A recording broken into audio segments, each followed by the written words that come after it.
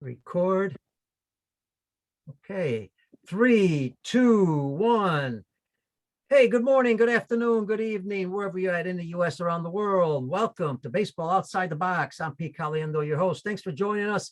We appreciate it, folks. We are so excited. We're on over 100 countries where coaches, players, and parents listen to our show. Thank you to everybody around the world for what you do, for listening, and for spreading the great word of our show. Also, special thanks to ESPN Honolulu. Thanks, folks, for joining us. We love having you listening to the show. And remember, anytime you have a recommendation for a guest, please email me at caliendo19gmail.com. Lastly, don't forget, go to baseballoutsidethebox.com. That's where the audio is going to be, right? And then subscribe. Always get those show updates. It's great to have because then you know every time there's a new show up, and check it out. What's great about podcasts, you don't have to listen to the whole thing, right? You can listen to 30 minutes cutting your grass, walking your dog, come back, check it again. Don't forget, go to Pete Caliendo live on Facebook right now. And we're also live on YouTube. If you have any questions there, just, put them in the comments section and we will try to answer those questions for you. Let me tell you about our guest. We're going down under. Yes, Australia. And I have a love for Australian baseball. Why? Because there's only a few countries that are really, really at the top when it comes to coaching development. And it's more about just coaching development, but specifically coaching development. They have had certification programs for a long time, not just in baseball, but other sports. The success has been statistically proven. When you look at the Olympics, how well they do in the Olympics, it's incredible how well they do in baseball. Look at the major league players they've produced, the college players. So I am thrilled to bring you today special guest. He is the manager of the Perth Heat, the ABL manager. And listen, this is a professional league in Australia, and we'll talk a little bit about that. Also, the 18U national team manager for Team Australia and the baseball West Australia high performance coach. Let's not waste any time. Andrew Kyle. Kyle, thanks for joining us late evening in Perth. Sure is. Thank you for having me. No, it's a pleasure, man. I know you just got done. Matter of fact, I'm looking at Facebook. Thanks, everybody. You just got done with a game. So I tell you what, great thing to do. Let's talk about that game a little bit. Talk about the league, the ABL. We'll just start with that because I know you just finished. Give the folks a little bit of background of the Perth team and also the ABL. Yeah, today's game was with my high performance program. We haven't quite got underway in the ABL yet. So just kind of rounding out our high performance program over the winter. So we've been going for about 18 weeks now, and just getting in some games for them to round out that program. And then the kids will go into their state league and their local clubs for the summer. So just preparing them for that. And when that happens, I'll be starting rolling out the ABL guys and getting them ready for hopefully an exciting summer ahead. All right. You know what? I'll get to the ABL. Appreciate letting me know that. That was my fault, folks. What's interesting, Kyle, I just had Jim Small on, the vice president of MLB for international baseball around the world. We were talking about, development in different countries and what's unique about Australia. And since I want to stay with the high performance, because, it's so important that the grassroots level, we need to produce good coaches, good programs at the really grassroots level. So we keep the kids going.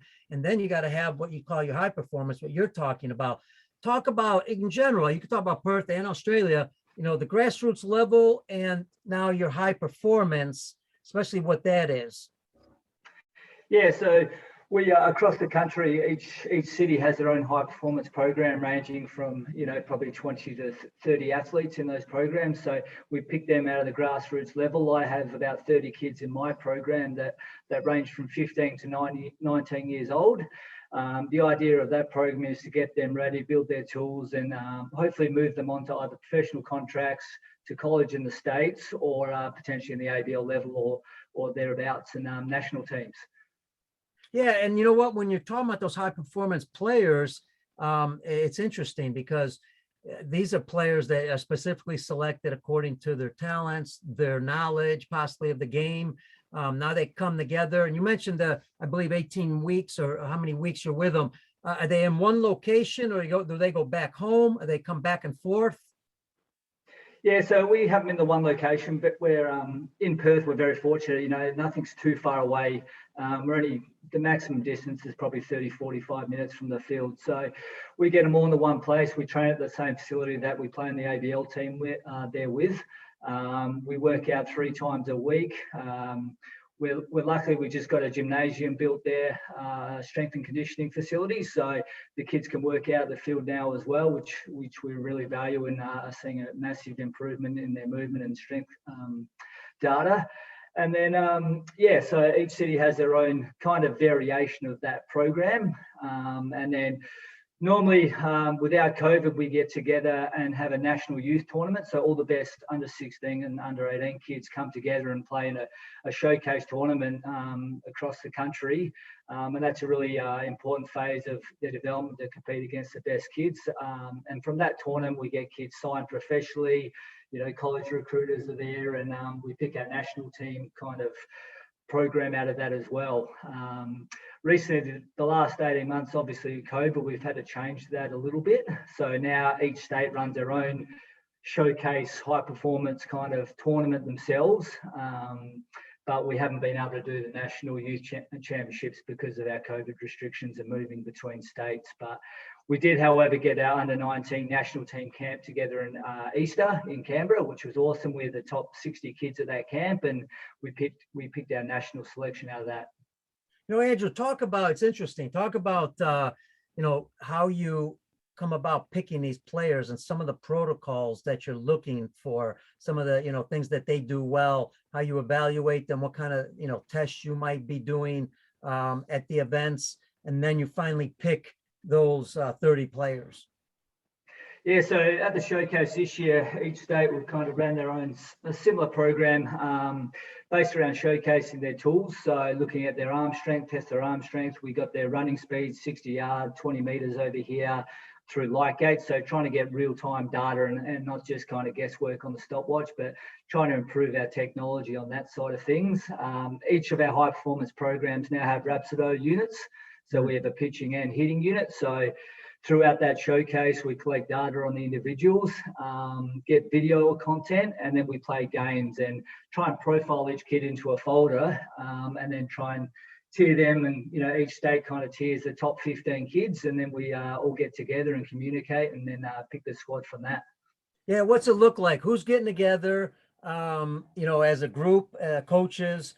Also interesting enough, who is, when you're looking at, I know this happened many times here in the US with our national teams, also with independent ball when I was putting clubs together. There's going to be times where, depending on the number of players you have, obviously, that you're going to have to make some decisions, and some players make it, some don't, but man, they're really close. Talk about some of those intangibles, that, maybe it's not the skills only, but it's something else that you guys finally come down to and you make that choice, because that helps coaches all over the world. Absolutely. And I think that you can't forget those intangibles. The baseball IQ, how hard they play, they're good teammates, all those things come into selection processes. We have to rely heavily on our high performance coaches in each state to have a good idea of their individuals within their each state. And we're very fortunate over here. The high performance coordinators will get along really well, and we communicate quite often. And we also use video to kind of compare those individuals too.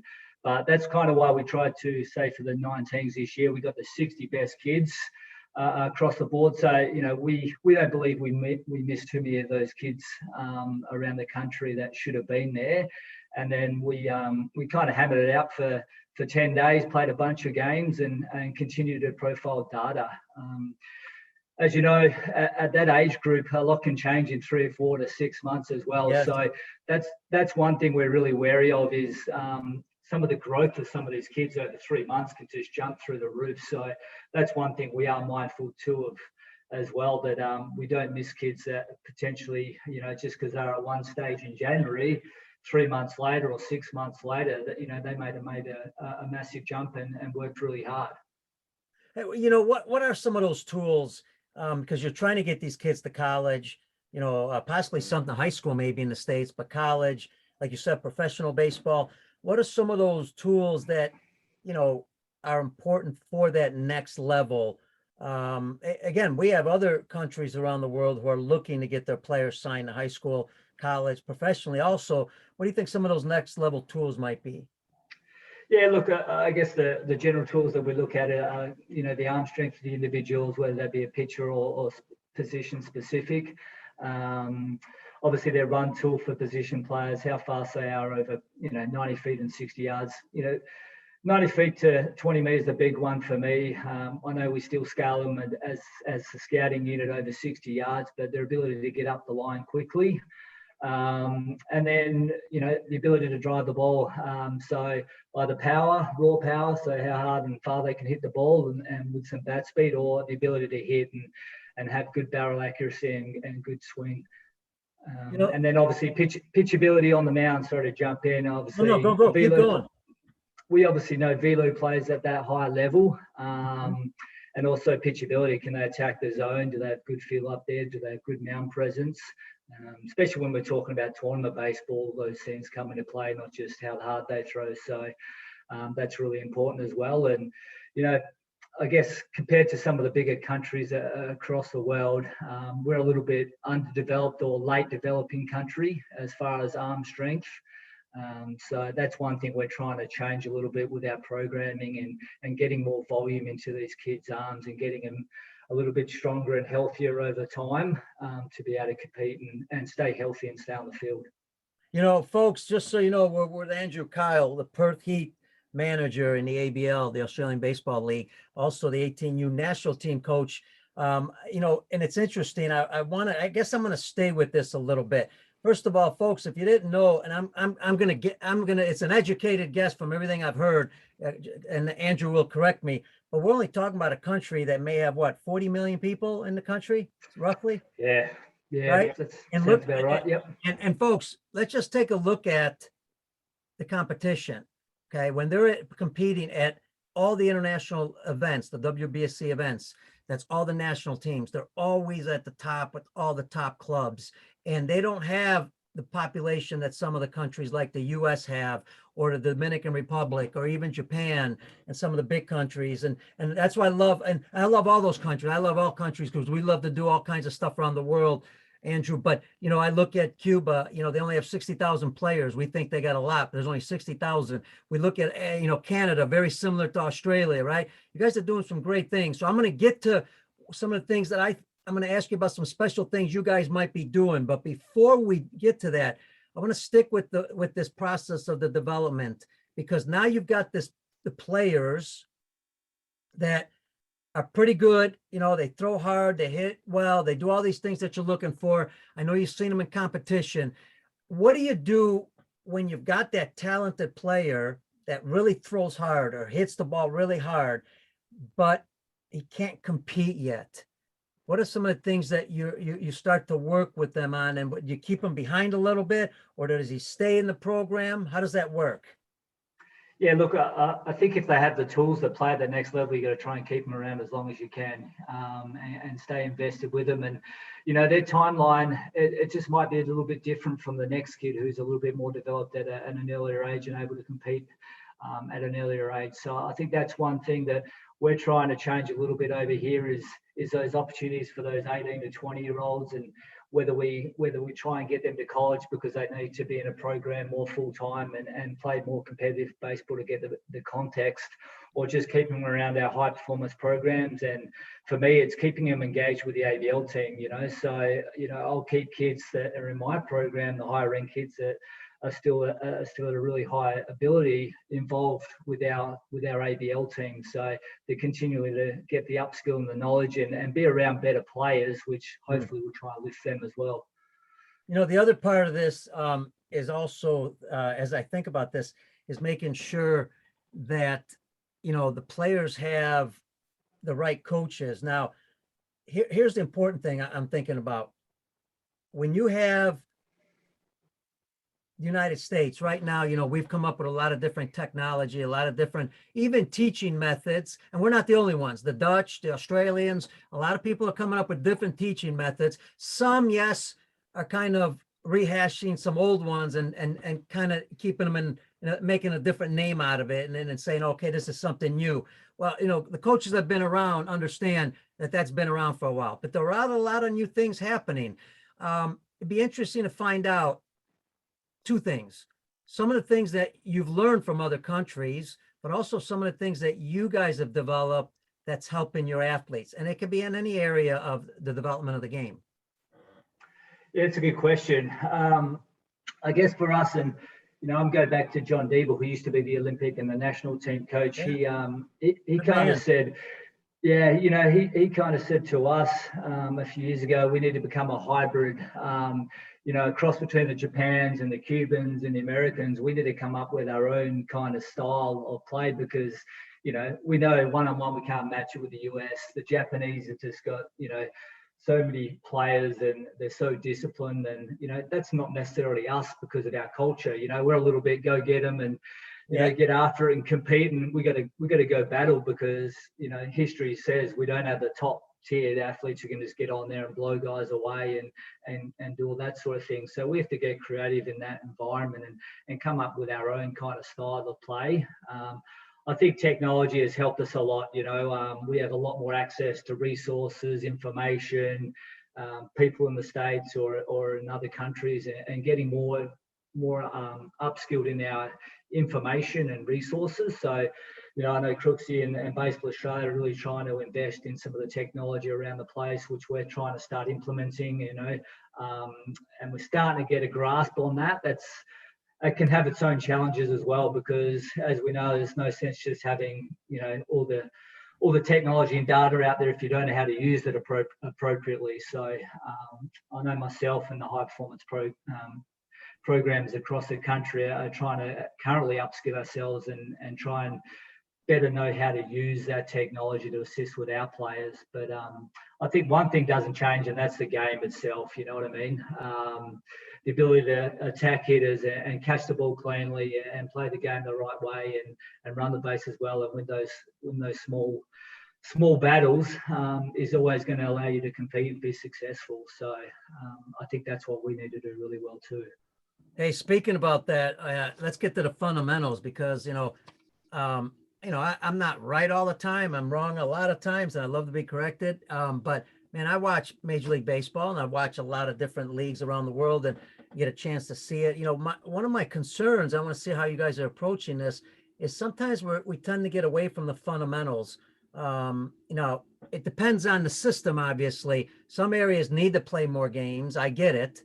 But I know here in the US, we tend to play a lot more games now, especially in the cold weather areas, and we're not training as much. And that's a big concern of mine, keeping the fundamentals. How important is that to you guys, not only in Australia in general, but also at the national team and high performance level? Yeah, it's huge. And I'm glad you kind of brought that up, because a few years ago in Australia, everyone was saying, we don't play enough games. The kids need to play more games. We don't play enough and this and that. And we kind of came to the conclusion, we are actually playing more games. What we lack over here is playing competitive games, because we just don't have the number of athletes playing and the higher caliber. So a lot of our kids don't get the context of playing consistent, tough baseball, I suppose. So we've, I know our high performance programs and myself, we're spending more time in blocks, really kind of focusing on that area and building arm strength, getting clean with our mechanics, spending time on the mound, doing drill progressions. For the first 10 weeks of my winter program, we kind of break things right down to, really small group work, fundamental drills, getting our footwork clean, a lot of swing progression stuff in the cages, and doing some overload underload work to increase bat speed, and trying to get that fundamental base ready to go. And then we kind of then up the ante a little bit with our training through the middle of the year, and start to go to more overspeed and game like situational practice where we make it more difficult.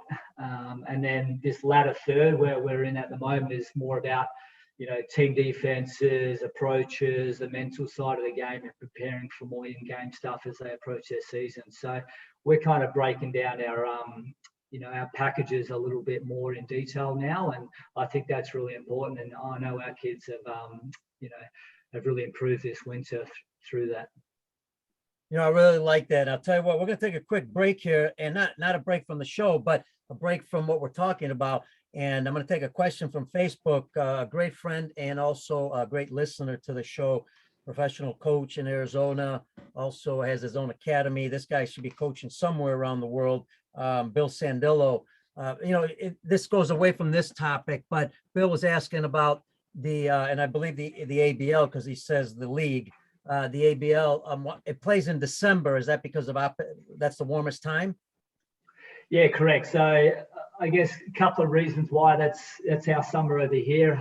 So it matches in well with other sports, and secondly, it's the winter in the US and other parts of the world. So the last few years, we've had a lot of pro guys come out from major league clubs and guys that have potentially been injured or trying to make their way back into professional baseball, and then come out here for their winter ball and get to compete in the league. And that timing seems to work really well. Andrew, back to what we were talking about also, what do you think separates, help our countries? Because I think that, as Jim Small was talking about, we're talking about big countries, and I say big, not just number of players, but also high level, where you're competing at high levels, to help other countries that don't have the numbers, but also aren't yet at that level. What separates, you think, a country like Australia, with not that many players, what separates them from everybody else that makes them better? What are some of the things you guys do that you think you do really well that other countries maybe can, start focusing on more? Yeah, I think over the past 10 years, we're collectively as a unit, where we seem to be communicating and all on the same direction and plan. From the ABL level through to our high performance programs, we're trying to format it all in the same direction. We're not trying to fight each other and compete against each other. So I think that's one really important thing. Even though each state is separate and different, Sure. We're very passionate about a national team and evolving the game and getting better. And I think as a collective unit, we just want to see our kids go on to the next level and try and play in the big leagues, but also trying to create an environment where we're successful as a national team. And we find that, really important to us. And then I think just the resources and trying to communicate and everyone getting on the same page is how we're trying to develop our kids. I think that's been a big mold forward. We've got some, I know you've said we're successful. We've still got a lot of work to do in that space, as far as especially coaches and opportunity for, I think, professional development in coaching. It's become easier with technology and, you have a lot more access to video content, YouTube and all that sort of thing, and Twitter, which I use a lot myself, but you can also get lost in that content and not know how to deliver it appropriately. So just trying to engage more coaches in that space and trying to help. I think the biggest thing we struggle is kind of that little league through kind of charter space from 12 to 15. I think across the country we're still trying to find areas where we can best develop our kids in that area, and because we just get a little bit disjointed at times. But I think collectively we're starting to get a better foundation and pathway unit. And that you bring up that age. That's not an easy age, because we know that at a certain age, I know at least in the US, but it's pretty statistically worldwide, where kids start to drop out of the sport. Now, I probably, brought this up on the show so much, people getting tired of me, listening to it. But, I'm not a strict believer that they change because of, videos or other things they want to do. I get that there's other distractions, but you and I, baseball people, everybody else listening, baseball people, if you love baseball as a kid, you're having fun, you're successful, I'm not sure you're going to quit. So my point to this is why kids are quitting. I want to find out from you, what's your competition in that, other sports, and why do you think sometimes kids quit? Is it possibly even coaches maybe doing some of the things old fashioned? Is that a reason? Yeah, absolutely. I guess to your first point, especially in Perth, we have AFL football is really big. It's one of the biggest sports in Australia, and especially in Perth, we have a lot of kids that play baseball and football, and through it, that high school age is really where they start to make that decision and going either way. And then we have cricket over the summer, which competes with baseball, and there's a fair bit of money in cricket. We've got the Big Bash League going on, which is really popular. Kids are really enjoying watching that on TV. You know, they're getting paid. They're going to India, and our Australian cricket team's really successful and has been for many years. We have that cross battle between codes, I guess, and you know, where myself and a lot of the coaches are big believers in the kids playing both sports for as long as they can. But then obviously, for us, because we are probably, you know, a little bit undeveloped compared to some of the big powerhouses across the world, we need to get these kids a little bit earlier into the high performance programming, to give them time to mature and really kind of go through those fundamentals and upskill them in what they need to do to get better. So probably a combination of that. As you said, I think coaching's tough.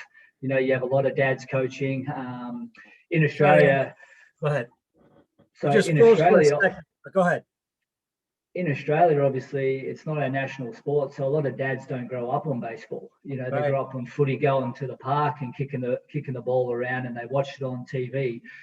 In Australia, you don't watch baseball on TV unless you're a baseball fan, like obviously us. So, you know, they get into the sport because their kids are playing, or they play T-ball and they continue on with it. So, trying to provide those coaches and just your local clubs with the right resources and kind of trying to go in the direction that we want them to go in is huge. And you know, we've still got a way to go with that. And Andrew, I mean, in Australia, you just can't show up, sign a piece of paper, and coach. It's not that simple. No, you know, in all codes and all sports over here, you know, you've got to go to do accreditation or go do a certain amount of sessions for a lot of stuff.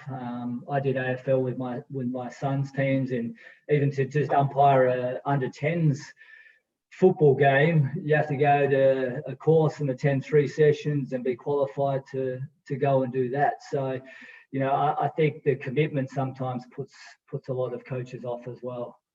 Sure, but at the same time, if you do get those committed coaches that are certified, they're constantly learning. Not saying that coaches don't want to learn, but I think they have to be held accountable a little bit on some of the things they do, how they run a practice. You know, if nobody's watching, if things aren't going well, that's when kids start to say, why should I play this sport? I can go play cricket, soccer, other sports that maybe have more action.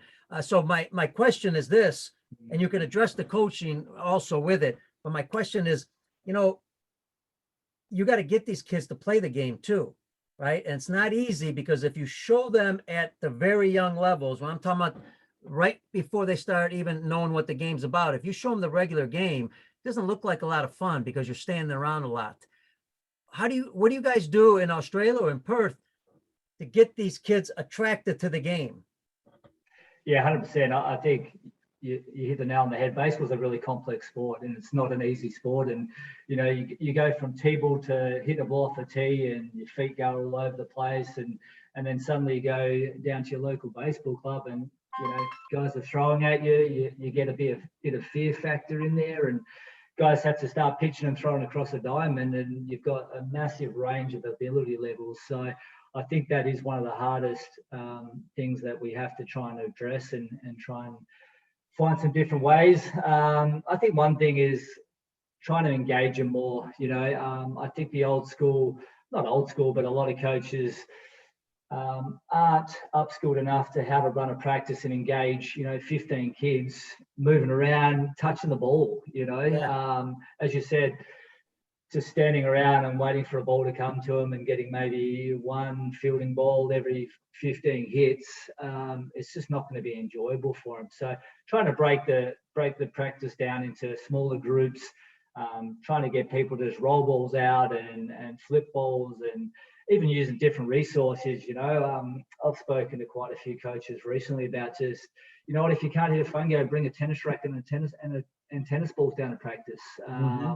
Hit tennis balls to them in the field and things like that. Try and get a little bit more outside the box with how you do things, especially if you don't have the expertise yourself. Trying to find different ways of making it enjoyable, making a more little modified games, like hit the ball, have someone run, or you got to touch the ball a few more times before they get to second base, or just trying to change the game up and make it a little bit more engaging for them. I think we get caught in a lot of activities that stop people from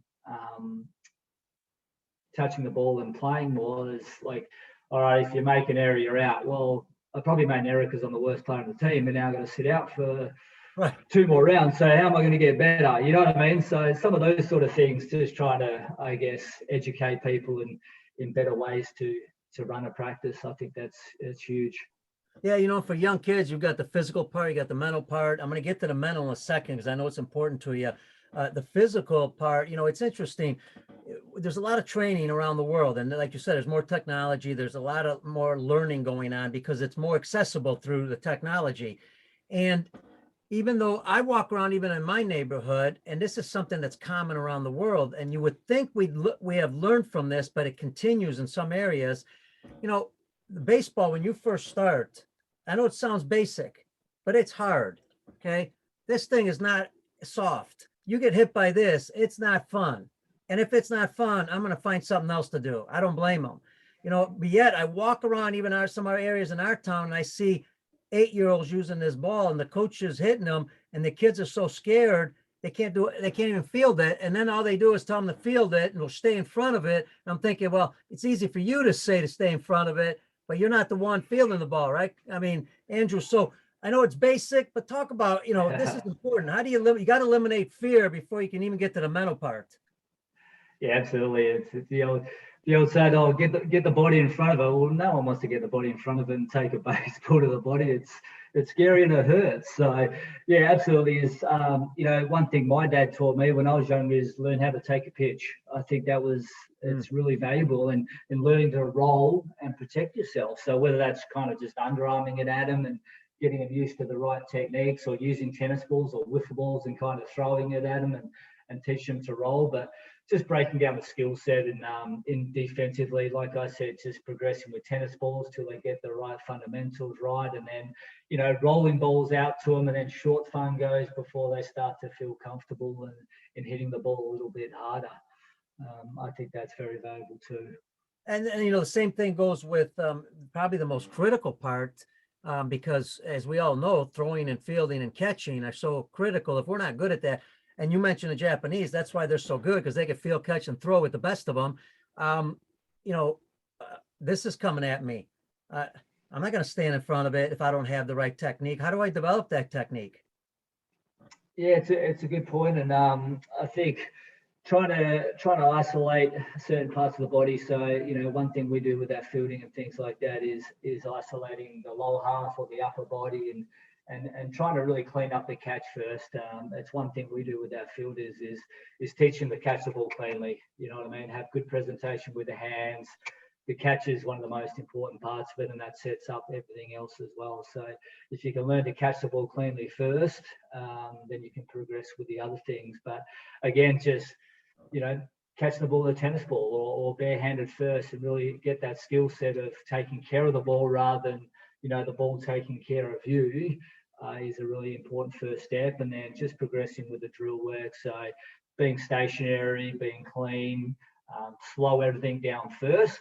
I see a lot of development, everything's going 100 miles an hour and nothing's matching up. So especially with our fielding, we want to make sure we can isolate certain areas, slow everything down, and then we can quicken it up from there. That's one thing that we do.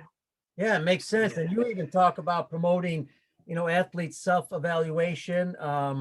Talk about that, how they self-evaluate themselves. Maybe coaches are talking too much. They should be doing something a little bit differently. Yeah, I think it's one thing I learned from being I started coaching fairly young with my dad, and as a beginning coach, you feel like you have to say something all the time because to feel like you know what you're talking about, you know what I mean? And it wasn't until later on I developed more of a skill set of sometimes just not saying anything. And I speak to my coaching staff, and we promote sometimes as barely talking to the athletes during training about anything technical. Getting them to start evaluating themselves of what they do. We talk about the baseball not lying, and the ball will always give you feedback. So see what the ball's doing off the bat. Is a big one. Is it topspin? Is it hooking? Is it slicing?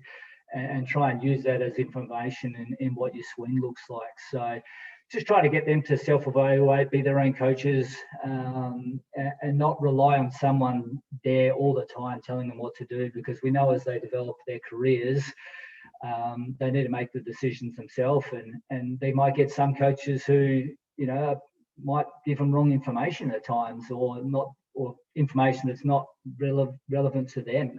It doesn't work for them. Coaching is very difficult, and every athlete is an individual, and just because one word or one cue works for one person doesn't mean it's going to work for everyone. So getting the kids to understand what their body's doing, what they're trying to achieve, myself in my program, I think that's very valuable in getting them to self-assess and try and be their own coaches a bit more. Yeah, it's interesting you said coaching is very difficult, and there's no doubt about it. That's why we need the coaching certification, coaching educational programs that continue at all levels, and the accountability for the coaches. And one of the toughest things for coaches, even myself, and this is when we play too, right, and this can be a whole show, and I know we've had a lot of shows on this, but I'd love to get your take on it. Whether they like it or not, or we like it or not, it's a game of failure. You're going to fail more times than none. We've all heard it many times, right? It's the game where you fail the most, and then you got to learn to deal with it. Well, you can't just say deal with it. What's some of the things, unique things maybe you guys do in Australia that helps a kid understand how to deal with that failure, whether it's getting hit by a ball, whether it's striking out, whatever it may be?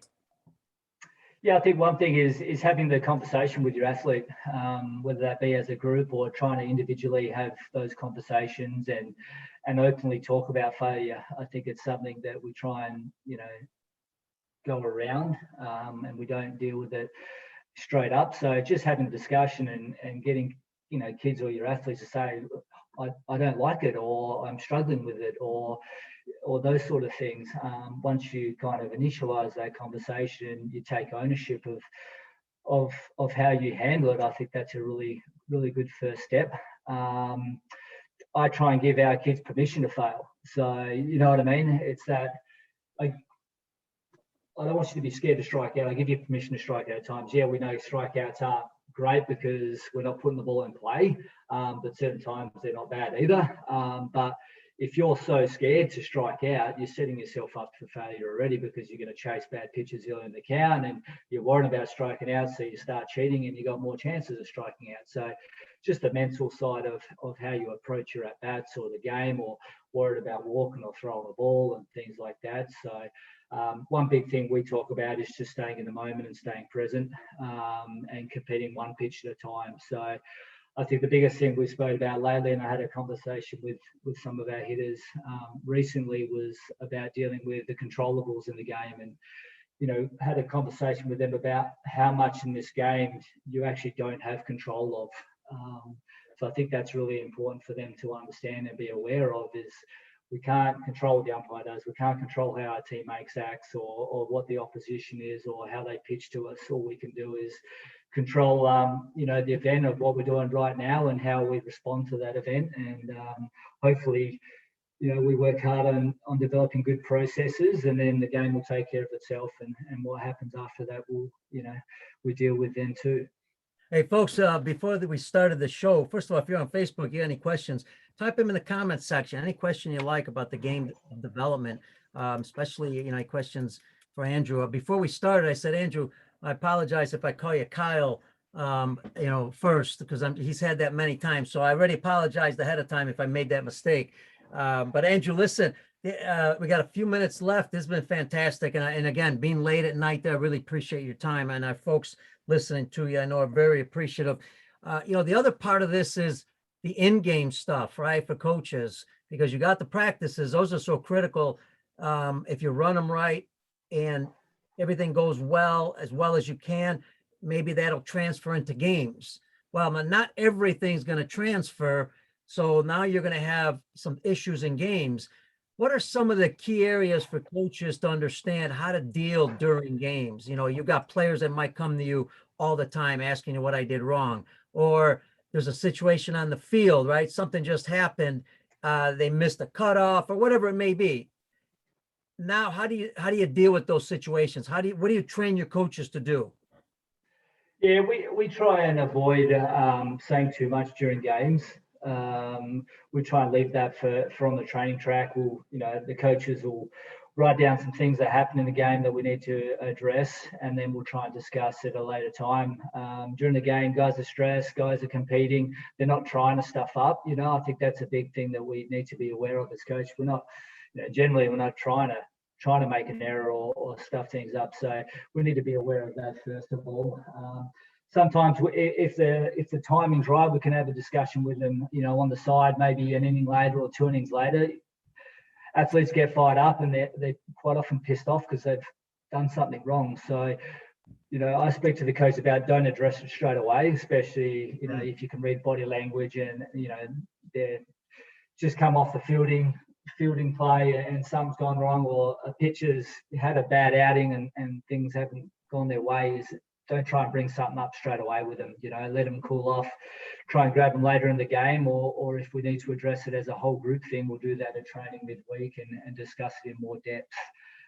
Some conversations and sort of things, and I think it depends on the athlete, how mature they are and whether you can have that conversation in game or not. But I think that comes with a little bit of experience and knowing your playing group and how they kind of individually process things as well. But in general, we try and leave it for after the game or a training if possible.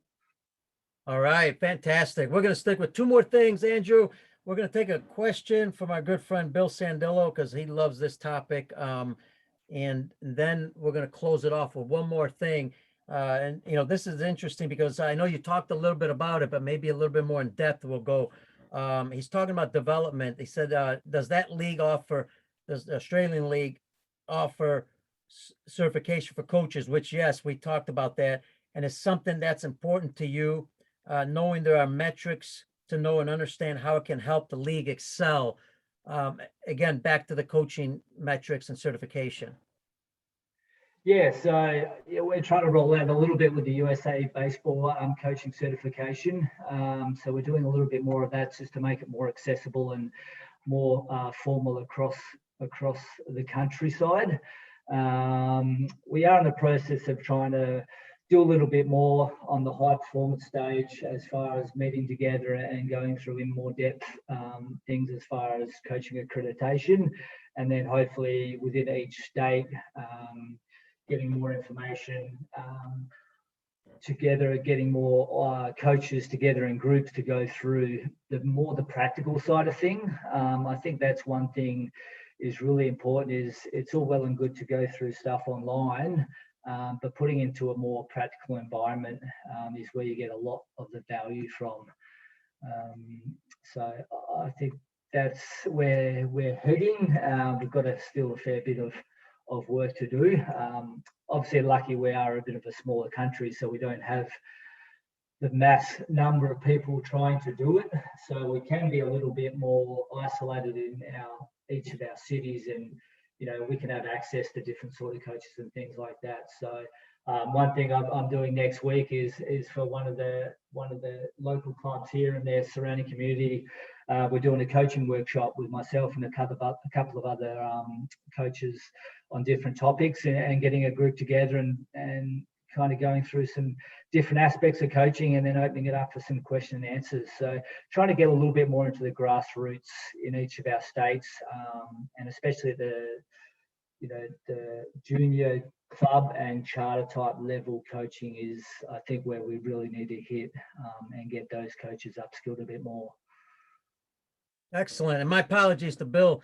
We got a lot of people on Facebook and I didn't notice. Bill did ask that question early on. So it was before you even addressed the certification. We talked about that. Hey, listen, finally, Andrew, this has been great. I know a lot of Australian coaches, pretty modest. Again, I think that Australia has one of the better coaching certification programs, has one of the better programs in general when it comes to developing baseball. Of course, improvements always got to be there. But mention something. There has to be something that you guys do differently. And if there's not, that's okay. But there's got to be something you guys do differently that other countries are not doing, even in the US, that you feel maybe is unique. You guys are proud of it, something different that you do to help develop players. So anything we missed that, you wanted to talk about, basically? Yeah, I think the biggest success we've had being a small country is our unity with our high performance programs, aligning with our ABL level teams. And we didn't always have the ABL, it might have been your Claxton Shield team or your highest level anyway. We have, and I know in Perth especially, we've been able to keep core coaches together and be consistent with our coaching and then helping those around us. So continually just adding a coach or two every couple of years and pushing them back into the system. But, I think one thing we really do is invest in our players. We love our kids that have come through and do really well. I was fortunate enough to coach Liam Hendricks in state teams when he was younger, and Warwick Sorpold, and those guys come back and they come down to the heat and say good day, and it's a community, it's a family over here. I think maybe that's probably one of the biggest things. I know personally I treat it as a family, and we really love seeing our players go on to bigger and better things and try and represent their country, and following them in pro ball. And trying to keep up their communication and wish them all the best. And hopefully when they come back home, they come back to the field and they say good day and speak to the next couple of kids who think it's awesome and they want to keep playing the game. I think that's huge. So yeah, probably, we're a big family over here, so Fantastic. One different thing. Yeah, I love it. And I love that you brought Liam Hendricks up. Being in Chicago, I see him a lot on television, and boy, I listened to his interview. He's a really calm, nice person. Then he gets on the mound, he's going to rip your head off. He's so intense, and you love to see that, right? There's that action. I mean, he's emotional, and he wants to do well. So it's great to have him in Chicago. Hey, listen, Andrew, we're going to get you to sleep because I know you got more baseball tomorrow. I appreciate it for being on the show down under, man. No, I appreciate you having me, and How Small a World. Obviously, I started following your podcast a few years ago, and then and through Twitter, and then suddenly I bumped into you in Panama at the Under 15 World Cup, and here we go now. We're doing a podcast together, so I think it's awesome. So thanks for having me, and I look forward to continue to follow it. Fantastic. Thank you, Andrew. Hey, special thanks to Andrew Kyle, Perth manager, also 18U national team coach with Team Australia. Again, folks, as I told you, you can follow Team Australia, follow anything the Australian Baseball Association does. They are one of the best in the world, and no doubt about it, hands down. There's a lot of great countries out there, but Australia is definitely at the top. Special thanks to Brian Crocker, producer with the Lineup Media Group, and of course, the best thank you to everybody in the U.S. and around the world for joining us on Facebook, YouTube, our audio, baseballoutsidethebox.com. I'm your host, Pete Caliendo. Remember, stay healthy, be safe. God bless you, and we'll see you on the baseball field.